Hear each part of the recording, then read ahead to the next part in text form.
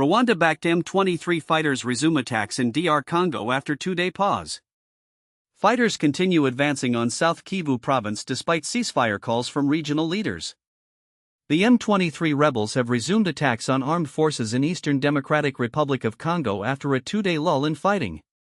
Rebel fighters struck at dawn on Tuesday near the village of Ihusi, located 40 kilometers (25 miles) from a strategic military airport in Kavumu and about 70 kilometers (43 miles) from Bukavu, the capital of South Kivu province. The M23, which claims to protect ethnic Tutsis, started advancing on South Kivu after taking control of North Kivu's Goma in a bloody raid that killed thousands last month, resuming hostilities despite calls from 24 regional leaders for an immediate ceasefire. Bukavu has been preparing for an M23 offensive for several days, shuttering schools on Friday as residents began to flee and shops closed over fears of an imminent attack. Al Jazeera's Malcolm Webb, who was reporting from Nairobi in Kenya, said anxious residents of Bukavu were waiting to find out if M23 and its Rwandan supporters would succeed in advancing on the city. Meanwhile, people fleeing a displacement camp located west of North Kivu's capital, Goma, claimed an M23 colonel had entered the site on Sunday and ordered them to leave within 3 days. The M23 released a statement on Monday denying those accusations, saying that people were voluntarily leaving the Bulengo camp, returning to what it called their now secured homes in liberated areas.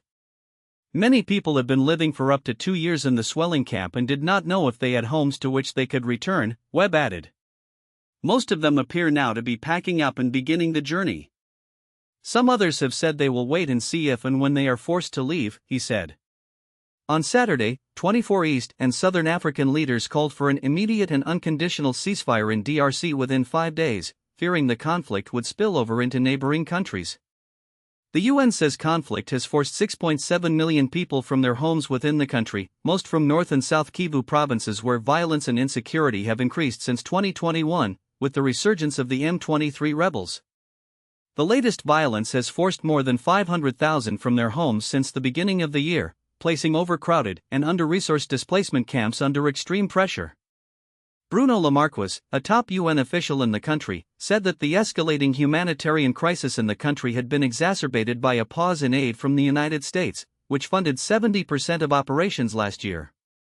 The 90-day pause, announced by U.S. President Donald Trump hours after entering office last month, had meant a lot of programs, including emergency health and emergency shelter, had been forced to close down, said Lamarquis.